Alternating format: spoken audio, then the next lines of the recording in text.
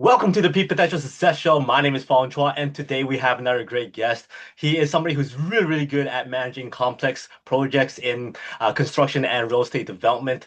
He is somebody who also provides those communities with holistic solutions and able to create transformational change in those communities as well. And how does he do this? Well, he focuses on the four community pillars of human experience, built environment, natural environment, and the economics of the community. If one of those don't work, well, it's not going great. So he's able to focus on all four of those, making sure all those are in place before he really dives in there to do developments. He loves leading groups and teams through complex issues, creating models, managing performances, and defining processes. And he's also the author of the book Five Men, which is the transformative power of mentorships, which is something he's very good at right now, helping people really look into why values, relationships, spirituality, education, and also vocation is absolutely vital to our day-to-day success. So please welcome author, real estate developer, builder, Mr. Dave Schmidt. Oh, good to be here with you. Yeah, appreciate it. Thank you. Hey, thanks for being here. Always enjoy speaking with people who are as accomplished as yourself. So just diving right into it, how did you become this very accomplished individual? Like somebody who's out there talking about mentorship, but also has so much success in real estate development and builds. Well, Fong, I'm probably one of those few guys who, when I graduated from college, I'm doing the exact thing that I studied. I'm a graduate at the University of Florida. I have an undergraduate and graduate degree in construction management, and so I started out building petrochemical plants and paper mills out of college and big industrial stuff. And Uh, today I'm a community developer, but it's all kind of building related. But it's actually what I studied. So, and the good thing is, what I studied, I love to do, and I've been doing the whole career of it. So, yeah, it hasn't ever felt like a day of work for me. I don't know if I'll ever stop. My wife says, "You look like you're having too much fun." And you're right. I do. I love creating and working in communities and so forth. So it's been a blessing to have the career that I've had for sure. Very, very cool. You mean you're one of those very, very lucky individuals who, right off the bat, was playing with Legos and building blocks and go, this is exactly what I'm going to be doing. I'm going to study this and It, I'm going to get a career in this too.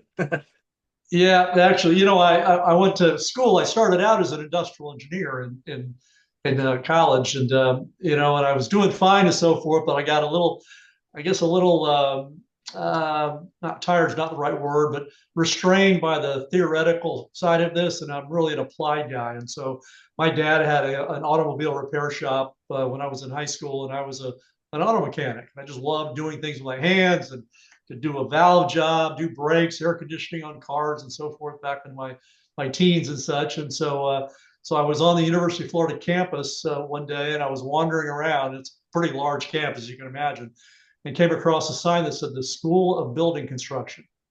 And I went in and met the director of the school there, who is the essence of the reason I wrote the book. And we'll get back to that later, Dr. Brown. But we had a conversation in the hallway. We talked about building construction, and from engineering to building things was like a natural transition. So I was sort of getting back to my mechanic roots, right? Doing stuff with more or less with my hands, or at least seeing it physically on the ground. And of course, what we do in development, we get to go out and drive and see it, right? Our work is Exactly. always out there amongst everybody, and seeing people go in and out of it, where they're working, living, doing whatever. We get to create things that kind of fit in the fabric of life in all kinds of different ways. And so yeah, it's started out pretty young, and I've just stuck with it for this beautiful career I've had.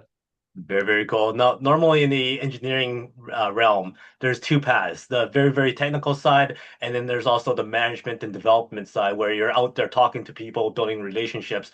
So how did you decide to kind of go over to the management and development side where you are basically an entrepreneur? You're running projects, you're building relationships versus just hard on the calculation side. So there's a moment that happened for me, and it's in the book as well. It's a moment that I've been connected to the university since I graduated. I'm still active. This has been over 40 years now at our School of Construction Management, which is arguably the premier construction management school in the country. And I stayed connected with Dr. Brown, this mentor, and I had spent time in industrial construction. I transitioned over to high rise and commercial. Um, and spent, I'd say the first 7, 8 years of my career there. And I ran across a situation with a developer who was not making the right moral choices and ethical choices with a variety of people. And so I needed to leave that company. And I had a time with Dr. Brown and told him about my issue. And so he says, well, listen, I have someone I want you to meet. And that weekend at the University of Florida barbecue that I was at, there was a gentleman there named Fred Fisher, and Fred Fisher was there with his wife and daughter, and he had the School of the School of Accounting being dedicated to him that weekend. You say, well, why was he at the construction barbecue? Well, because he happened to be CFO of U.S. Home Corporation Oh, at the wow. time, was the largest home builder in the country. We hit it off. He asked if I wanted to make a change, and I took a risk and did. And I will tell you, in the moment pre and post to there, up until the point of my change into home building, into community development, I was always focused on the how. How do you do something quicker, faster, easier, and so forth? And as I transitioned over to home building and ultimately larger community development, I moved into the question of why. The how wasn't all that technical and hard, but the why was about markets and about generational changes. We're living differently. Look at today. I mean, take the comparison to when I was a 20-year-old and a 20-year-old today. Yeah. Holy cow, what a diametrically different view of things, that really says the world has changed dramatically. And why has it done there? Well, as a developer, I have to answer that question in the form of a place or a program or something that people are going to engage in. And so I'd say I'd spent most of my time there, and I moved out of the how portion and I moved deeply into the why. Of course, today before I do a development, I have to really understand why. Why should I do this? Beyond the economics, Mm. but mostly why. What am I serving? Who's going to benefit? What are the requirements? I mean, so very much about the market, the world as we live in, and trying to adapt to that. Is there an example that comes right to mind where somebody did not think about the why in a community that like absolutely shows that this is not built right or put together correctly? Well, there are still the fundamentals in community development about whether you've really connected all the dots. The four pillars that you spoke of at the beginning. In terms of how things fit together. We over the last 15 years or so have largely focused on pedestrian-based, high-touch environments in town centers. So Mm. we really focus on the most intense walkable environments, and generally in a smaller scale, but part of a bigger area. And so one of the things that we've seen that works and doesn't work is the way you orient the housing, the pedestrian connections really speaks to how neighborhoods get developed. I live in downtown Roswell, Georgia. We're just north of Atlanta. And I'm actually in a house next to most of this area that I developed here. And next door, there's 22 houses around a central courtyard. And they're mostly probably 50-year-olds, some retired, some not. Um, but we oriented all their front doors around a central garden. It's really a beautiful place. And the difference between that and turning all the front doors to our street is really a difference in how people connect with each other. Mm. They walk out their front door and see each other. They don't walk out their front door and see a car, right? And so we create in the environment this sort of accidental interaction between people. They bump into each other all the time, either at the pavilion or at the kiosk or to get their mail or whatever. And you start to think about, well, how do you create places that create an enhancement of people connecting? Mm. Because they walk by each other or they're in close proximity. Now, this is not if you want 2 acres in the country, you're not going to get that kind of experience. And there's all kinds of things for all kinds of people. So Mm. we've just focused on that, and we know when it works when we see that community connect. And when I go back to communities and see them still engaged, and we try and create these small places, even amongst large communities that we do. We'll Mm. try and get 20 together, face each other, so you create micro neighborhoods in the spacing of a larger neighborhood. Mm. So that's a real important key point for us, is that I get great benefit by getting together my neighbors next door. As a developer, sometimes it can be unnerving, right? Because everything is my responsibility. But that's one's 10 years old, and they're just really living great life, and I get to see it firsthand. Do you tell people that, yeah, this is the community that I developed, and or do you kind of keep that quiet? No, no, no. I mean, I'm front and center with everybody. Uh, We're trying to make sure that expectations are met, and that in fact we'd like to exceed expectations with that. And so, sometimes it short turns out in the property values, what we've created as mm, gets better and better over time. And certainly you want to make sure neighbors are in a place where they like and enjoy yeah. each other. I don't get a chance to pick all the homeowners. That happens by economics, but hopefully the environment sort of influences to be able to engage with each other Yeah. in a good way. It's pretty Yeah. amazing what something very small will do to people's engagement. Simply by Mhm. rotating the front door, it gets people to at least Right. say hi or make eye contact. It sounds very familiar to I believe it was some sports teams' dressing rooms where they make sure that they all sit in circles so that they can see each other Yeah, in the eyes, right? that's So it's right. that engagement that's very important in the community. And when you have people engaged, they look out for each other, they build better relationships, everybody is more happy. So It it's is. pretty interesting how something that small can make Mhm. such a big effect.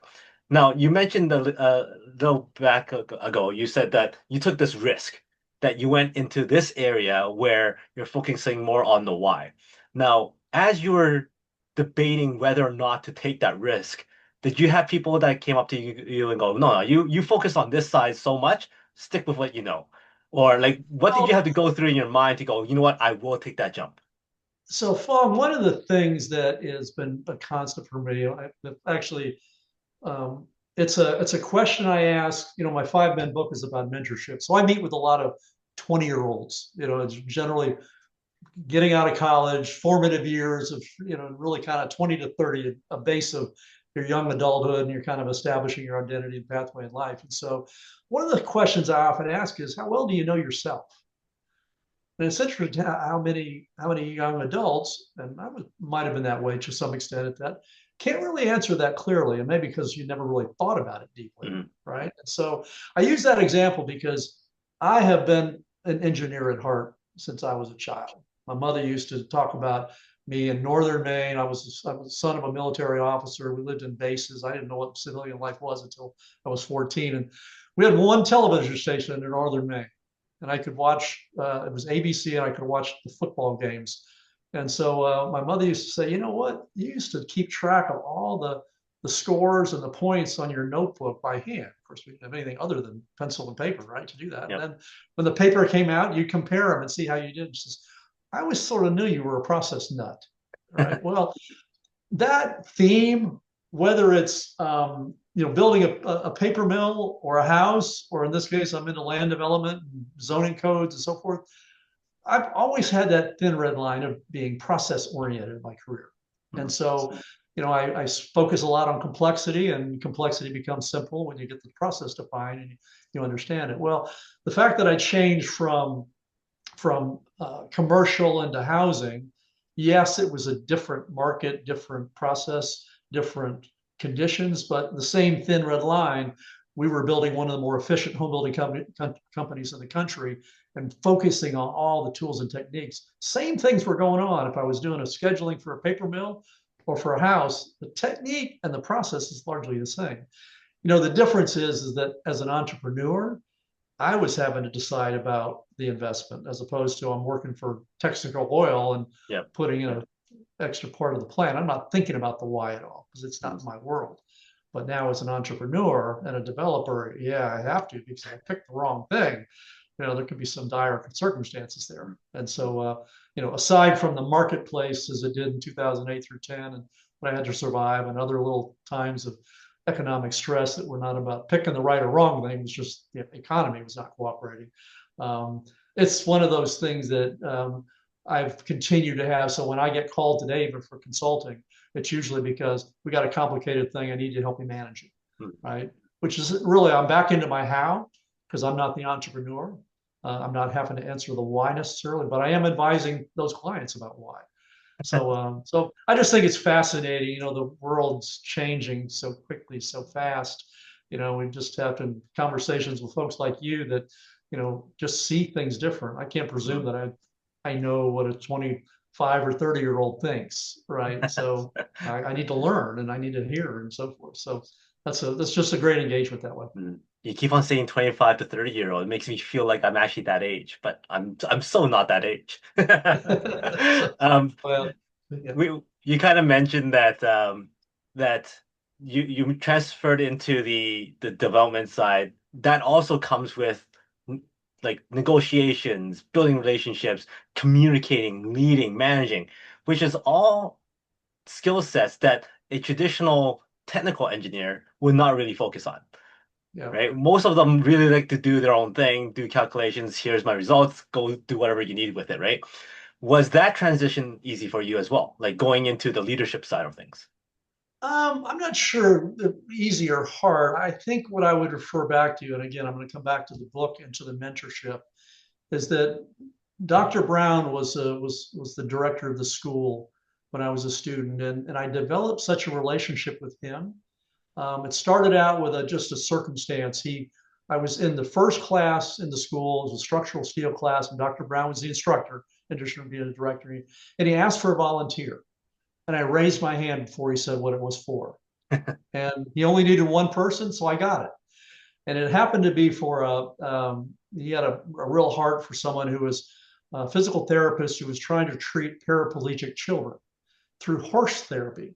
Hmm. And so they would get them on the horse and would help with their hips and so forth, movement and such. And so the physical therapist was having a really hard time getting the children onto the horse. You can imagine how it was. And so that therapist had come to Dr. Brown at the university and says, "Can you help me design some kind of a ramp system or something so I can get the child on there?" Well, that's what the volunteer was. And so I spent about 3 months in a basement at the university welding and I mean this giant ramp and so forth. And so what happened during that process is I developed some independence. I developed a relationship with Dr. Brown.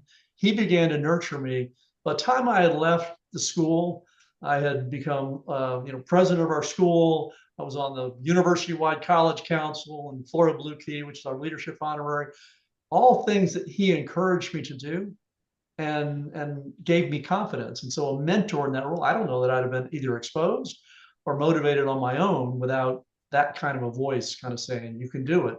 Let me show you an opportunity." And so I was able to have through that kind of leadership and mentorship a transition in where it wasn't easy or hard. It was just I was lucky enough to have someone like that Mhm. kind of get me started early in my college career. And then from there, I just built on those lessons.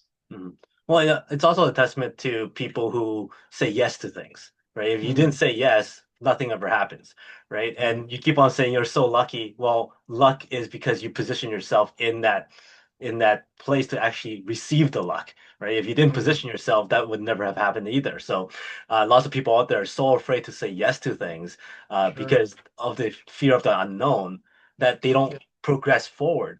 And yeah, from what I can hear from you, it's like yes allows you to progress forward because even though you don't know what is behind that door, that right. new experience is going to open up more doors and connect you to more people. So it's actually pretty interesting how a simple thing like that changes everybody's lives or your life.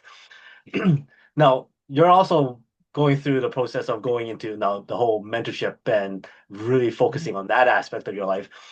How was that transaction or transition for you? Well, so I want to share the story of how the book came to be, and it's and the foundation of the idea. And so this goes back to 2010. So I'm talking 15 years ago. I'm at the university. I'm right off University Avenue at a church, and I had just finished delivering the eulogy at Dr. Brown's funeral. The mentor that I had from me being a student to almost 30 years later, I'm speaking about the man that really inspired me most in a most profound way. So I'm driving from Gainesville, Florida, back to Atlanta. It's a 5-hour drive to get back home. And I'm reflecting. And the first level of reflection is, well, did I do a good job for Dr. Brown? His wife was there, his children were there, all his contemporaries were there, the university senior leadership was there. And I'm really trying to make sure I honor him because you think about a eulogy, it's the last public words that are generally said about anybody. right? And and you want to leave with really honoring him in the right way. And so it's always reflecting on that. And as I get done, I say, all right, I could have done this, could have done that. But in general, I was pretty well satisfied. But then it just flipped to me to think about what he meant to me, because I was delivering the eulogy about what he meant to everybody, including his family and university and so forth. And so it really told me he's the classic mentor. And up until that point, I don't think I really used that word much. And I'm 50 years old when I'm delivering this eulogy. And so clearly he's, if you're going to find a mentor definition, he's it, right? And so I'm reflecting on that role of mentor. And so by the time I get back to my house and I'm pulling in the garage, I had thought about four others who had similar situations as that, hence five men, right? And the first one was my father, who he's 92 and still going. Just talked to him this morning and about his stock trades, right? So he stays mentally engaged and spirited that way. And so a father gave me a foundational value and came from a military upbringing and so forth, but which has its own sort of pattern of living. But he gave me that and the discipline part and so forth. Next was my high school baseball coach, who I talked to a couple of weeks ago. He's still with me, right? And so I equated him to all things relationships, especially out of what athletics can give you, right? Teamwork and so forth. And Yep. so he was my second one. The third one was a priest in Orlando, where my wife and I live. He married she and I, baptized our two children. We had lost a child early in our marriage. He took us through the difficult recovery from that and kind of getting perspective. And so Father Caverly was about spirituality and how that fit in. And then fourth would be Dr. Brown for all things education. And the fifth would be two bosses, my first one out of college, and then the one that brought me to Atlanta 30 years ago, who I saw just about a week ago. And so still stay in connection with him for vocation. So those five elements of values, relationships, spirituality, education, and vocation were, I wrote on a yellow paper when I walked in the door at the house, and my wife said, "What's going on?" I said, give me a minute. I got to get this down. And so that became the essence of the book, and really what I wanted to share for young people to think about with a series of stories that are in the book about what are the opportunities all around you to find mentors, Mm-hmm. seek mentoring relationships, and mostly nurturing. Because I think a lot of the questions I get was, how do I find a mentor? This is, well, you have to be open to it. There's relationships all around you. Which ones are you going to nurture? Because you find a spark or connection there. And, but it's all on you. I often tell the story, Dr. Brown, he had thousands and thousands of students. I only had one Dr. Brown. So it was on me to nurture the relationship. And hence, with all five of these men, I mean, my father, obviously, that was going to happen automatically, but Yeah. all the rest of them it's great benefit by me. It's kind of raising your hand. I'll take this step forward and take a risk. Mm-hmm. So that's how that came to be. Could you kind of go deeper into the whole nurturing of the relationship? Because I know a lot of people out there say, "Yeah, I would love to have a mentor. I would love to build relationships." Is there a is there a system? Is there a way to ensure I can maintain and manage all these relationships and make sure that it's nurtured and it's well, or does it just come naturally to you? Like how do Yeah, you look into that? yeah, Fong, I think it begins with an awareness. Part of the reason I wrote the book, and it's not a self-help book and it's not a how-to guide, it's a story. My name's changed. All the names are changed because I had to weave all these stories together. It's an easy read. And while you read it, you hear so many stories about things that are just everyday things in life and how the role of a mentor played in that, how my dad, dealt with my first job or my first car, or how Coach McCullough dealt with, we went drinking the night before a practice and he knew about it the next day and made us run around the field till we throw up, right? And he and I laugh about that today, about that story. But so there's these stories that are happening all the time with people of consequence around you, right? Well, who are they first? Are you aware? And do you feel something, or if you can develop a relationship, like we all do with either our spouses or relatives or others that we have, structured situations. In other cases, you might not. But I think being aware of all these people around you and then saying to be purposeful and intentional about the relationship. Now, how does that start? Well, can I have a cup of coffee with you sometime? I'd love to talk about whatever. And it's that simple, Fong. It's that simple that, and I get that kind of call routinely. And any young person who asks me to want advice is, let's go have coffee. And then we just talk for an hour, whatever it might be, and wherever they want to take it is where it goes. And now some call again, some never call any more than that. Yeah. The ones that call again, I would continue to take their call, and there might be a relationship there that develops. So I encourage that through this awareness of all the people around you, who's got something that can offer you, but you have to offer something to them. And that's this relationship, some level of respect, maybe some understanding. I think it just develops that way, and that you're willing to be bold and take a risk, right? Hey, would you have coffee with me sometime? I'd love to talk about X, Y, and Z. And then most people my age, I mean, I'm gonna tell you, we all want to say yes. We love having these kind of conversations. So don't think it's a scary thing. And I don't have time. I always have time. And I think most of the folks I know that are my age, we have time. And I think that is something that most people don't think about. They believe like, well, I don't want to bother that person. Oh, they must be so busy. But you never know until you ask. And more That's likely than not, when you ask, they'll usually say it's like, oh, you want me to add some feedback on your project or give some advice or something. They'll usually say yes. And if it's not at that moment in time, it might be a little bit later, but it's usually pretty open. Yeah. Yeah. What's the worst thing that can happen? They say no. You Exactly. move on, right? It's not life changing, but it could be life changing if they say yes. All right. So take Exactly. that risk. Now, Yeah. you also mentioned the fact that, well, you can't just take. You can't just keep on asking questions, and that's not the way a relationship is nurtured. And lots of people will go, well, what can I offer? You mentioned the respect, you mentioned the relationship, but that's not something that people think about first. Like, what is usually somebody who comes up to you and go, hey, I would love to take you out for a coffee, kind of pick your brain, have you as my mentor. But what would they be able to provide you as value add on your side? So, I get back to the question of why. So I have, I'll give you the best example. So next week, I will be back down at the university. So I have spoken to the senior graduating class at the School of Construction Management. Next week will be my 29th straight year. And I do it twice a year. So it's going to be class number 58. Wow. All right. Think about it. 58 different classes that started with Gen X. I went fully through Gen Y, and now I'm with Gen Z, right? Well, I will tell you now, one thing was constant, one thing changed. The constant was they were always 22 because they're graduating seniors and their age doesn't change. I'm getting older.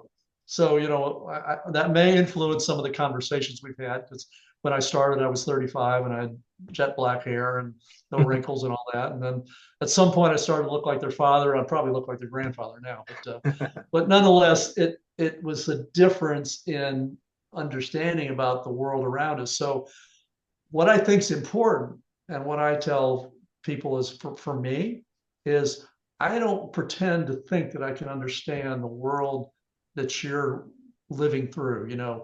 A 25-year-old versus one that when I was 25, I didn't have things like school debt. I already owned a house. I was married already. A few years later, children and so forth. That's dramatically different today, right? And there's all kinds of different stressors that are going on around that. And so, I try and think, what can I understand about that? What can you offer me as a younger person with a different experience? It helps me answer the why in what I do, right? And I can read about it, but there's nothing more direct than a conversation, especially somewhere you can feel their emotion come through, Yeah. issues they're dealing with, and so forth. So to me, now if someone that you are trying to mentor with doesn't have that perspective or appreciation, maybe it's not the right relationship, right? And so, because I want to learn about you, and you want to get some information about me.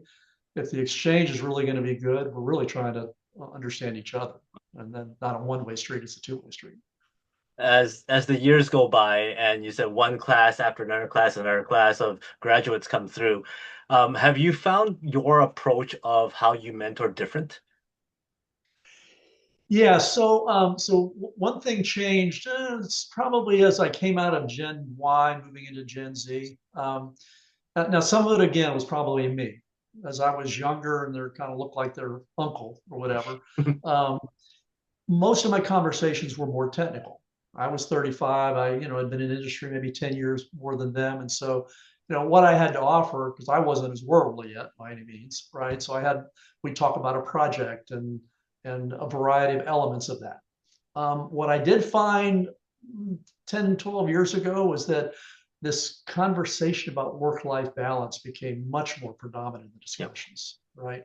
Um, I grew up, the baby boomers, if you will, we were like, whatever I'm not sleeping, I'm working, right? There is no work-life balance. And we kind of, maybe we reveled in that to a degree. I loved working every hour of the day and night. It was now, but again, I had different stresses on me than are occurring today. And so to Yep. think that, I should tell you to be like I was when I was 20 is just not even in the right perspective, because it's Mm. just the conditions are not the same. And so what I found is I used to have a bit more of a structured talk I do for a little bit, and then we get an open conversation. To give you a perspective, this is a workshop with 60 students. So, and if I'm lucky, I get a third of them to actually open up and talk. The other 2/3 are quiet, and I wish everybody would do that. And so what I do at the beginning of the class, I give them my background. I talk for about 20 minutes about my history, and this is what I want to do is talk about what you want to talk about. So I've got a whiteboard in front of me. I need about 30 questions, and you fire away at what you want to do, and I'll get questions about career advancement or um, ethical situation to be concerned about. But then all the other ones about career choices, about moving, about demands of an employer, a variety of things. And so I make that the agenda. And so it's become much more robust over the last 12 or so years, because the agenda is theirs, it's not mine, Right. right? And we're talking about exactly what they want to talk about. But it is a lot more skewed toward personal, work life, whole life discussions rather than just the technical aspect of construction management. So now you have your book out. You're focusing on helping more people kind of realize those five pillars, those the mentorship, the power of mentorship. What are you looking for right now? Like what are you what's the next big thing that you have going on or building? Well, I'm going to continue to do what I'm doing. I have projects that continue to come to me all the time, so I'm fortunate to just look for the things I like to do. I did a lot of bigger stuff earlier in my career, and so I'm not taking near as much risk. So I'm really being selective about doing things that I think are cool and impactful and so forth, and they don't have to be as big and giant as they used to be in my younger days. And so Mm. because it keeps my mental side engaged. I have to continue to think deeply about things. There's still risk out there that we have to take when we're borrowing money and signing notes at banks and so forth. But yeah, but today I continue to just look for those opportunities. But I will tell you, I'm spending more time with the mentorship. I'm starting to do some workshops for young people. And again, I do this. I'll never charge a fee. I do this because I love to. And I've given away way more books than I'll probably ever sell. And and anytime I meet with someone, I give them a book and ask them to read it. Let's get together again and talk about it. And so I'm really in that stage of life where where I can engage, and both locally in the Atlanta area where I connect for the most part, and there's just lots of opportunities to connect with young people Mhm. through that. I am working on a big inner city project with a group called Lead. They're noted in the book, and it's an African American couple who really takes some young people who come out of young boys out of some really distressed inner city neighborhoods, and through baseball get them engaged in a team called the Ambassadors. And really, they're teaching them in the spirit of Martin Luther King, whose celebration we just had this past week, about how to serve.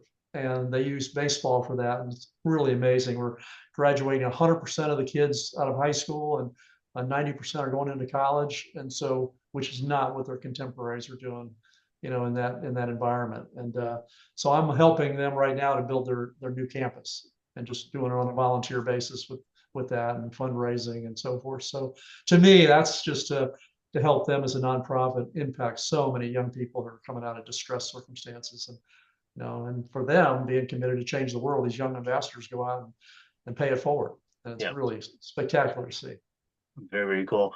Now, with regards to the young generation and the youth and whatnot, what is the ideal group? Like, what do they look like? What kind of scenarios are they in? Are they just graduating? What kind of crossroads are they at that is the best fit to connect with you? Well, I would encourage them to get the book and read it. At the end is my email address, and I'd say just reach out to me, and whether we have a conversation on the phone. I mean, depending on how local you are. I'm in the Atlanta area, so, but or hopefully it might inspire you for someone near to you to reach out, right, Mhm. and think about it. I often ask people my age, and that's who read the book first. These are all the people I know and all my friends and so forth. And one of the comments is, well, what did you think about when you read it? And I get two comments. One is, I had to really kind of think about my mentors, and I maybe had one, and I really haven't connected with that person in a long time. I said, wow, I'm still connecting with all my mentors until they pass away. From the time I meet them till the time they pass away, that's my time frame, right? And then secondly, they read the stories and reflect on their youth, their stories, their first job, their variety of things that they dealt with, and so it's reflective for them about sort of the things that formed their life, right? And so now again, I didn't write the book for them. I'm hoping maybe they'll inspire to be mentors, but that's where I sort of have seen recently. For young people, it's just thinking about that for you. I mean, a few of these stories are going to hit someone in their 20s because they'll have done them, Yep. but a few of them are later on in life that, they're looking ahead. But the key, I think, is this relationship. And Fong, I'll tell you one thing I tell is that I distinguish, this is my definition, I distinguish mentorship from coaching by saying, when you think about a coach, I think about it in athletic terms. You got a season, you start, you play, and you finish, and that team's usually done, right?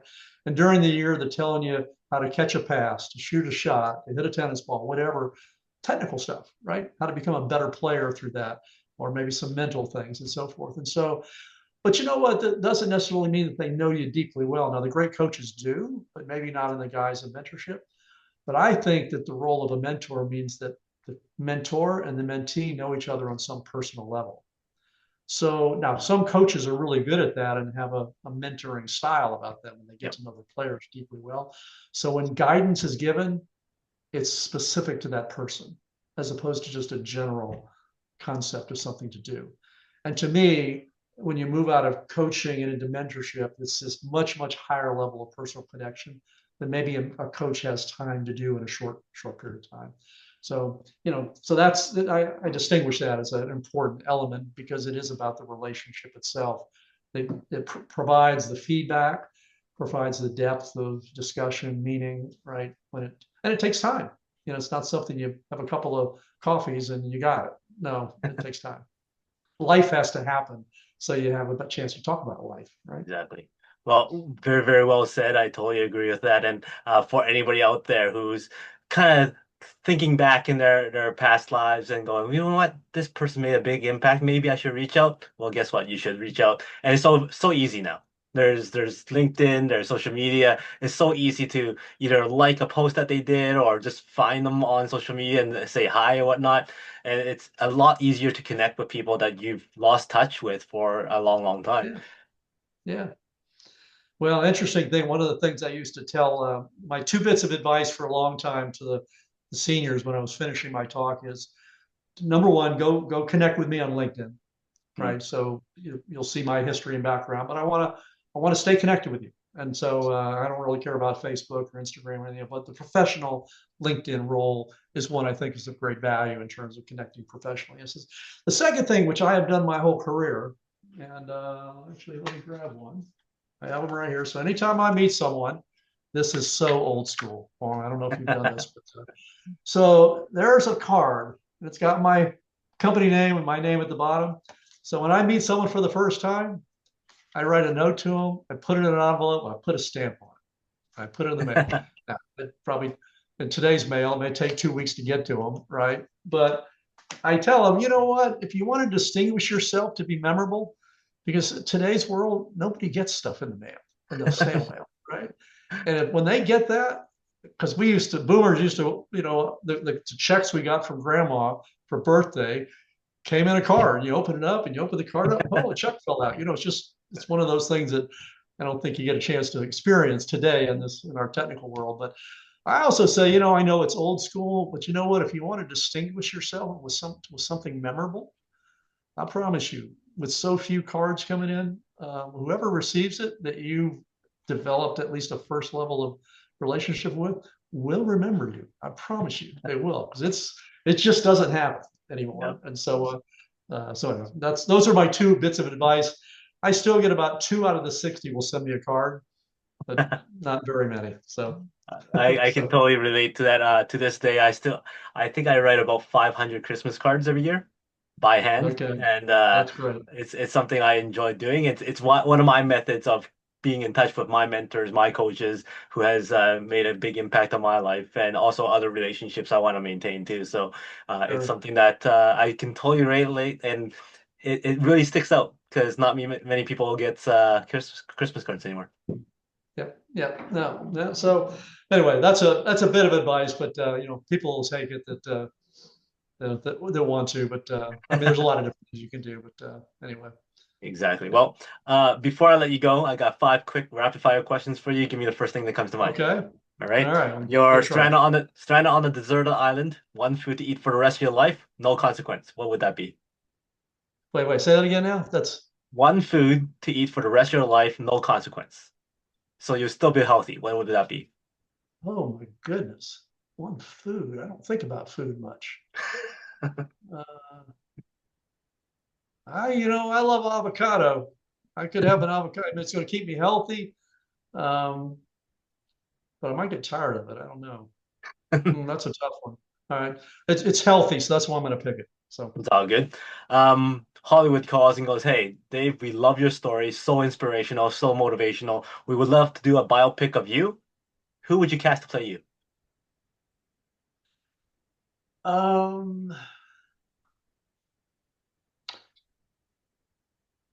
Brad Pitt might be a good guy. Pretty diverse. Mhm. I don't look anything like him or as handsome as he is, but I think he's got a seriousness to him. He's got sort of a breadth of skills, and Mhm. he could easily pull me off. I'm sure he'd have to dye his hair dark, I think, but Sounds good. so You have an opportunity to pick any person to be your mentor, dead or alive, that you've never had them as a mentor yet. Who would that be? I would love a time with JFK. I Mhm. think as you go back in history, and not to take anything down a political channel, but at the moment of having an inspiring president at a time, even though we're in the 60s was a tumultuous time, it was so hopeful. And a time right now where we're not feeling quite as hopeful, Mhm. and or it's challenging to feel hopeful just because of the divide that's going on and so forth. So I just think back then. Now, granted, I was a kid, and so I'm sure there was more stuff going on than maybe I knew about. But from what's represented back then, coming out of that era, and the forward looking, get to the moon, all the variety of things. Just my quick reaction is he would be one I'd love to sit down with and trade stories and understand. Mhm.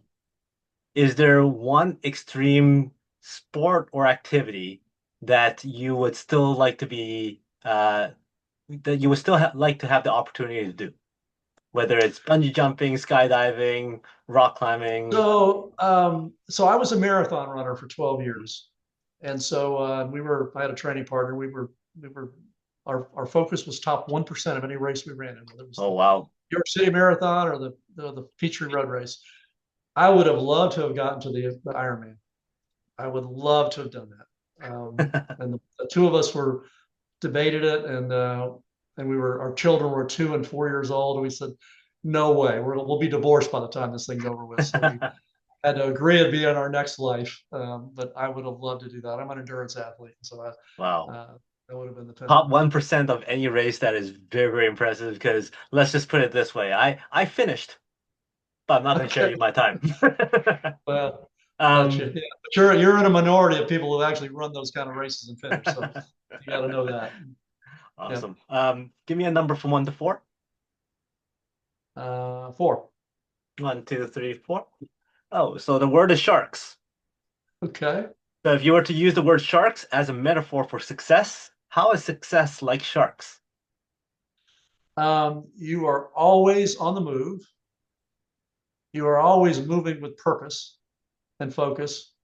You got to eat. You got to survive. You got to continue to go forward. Um, I don't know sharks enough to know whether they're only going to do what they're going to do by purpose and design, animalistic purposes, as opposed to just randomness.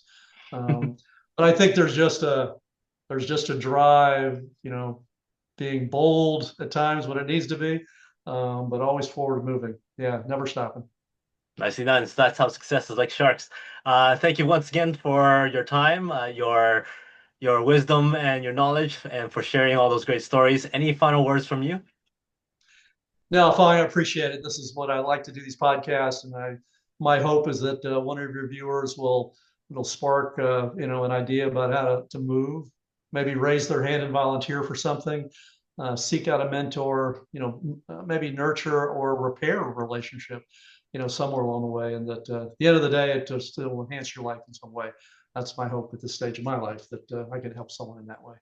Awesome. So for everybody out there, if you want to reach out to Dave and talk about mentorship and ask him some questions, I'm sure he'll be happy to do so. And if there's somebody in your life that you wanted to reach out and say hi, make sure you do that because it could make a world of a difference to you and to them as well. So thank you very much again, Dave. It was a great conversation. Had a great time. Again, he's Dave. I'm Fong. Until next time, today is the day to unlock your peak potential. We'll see you later. Okay.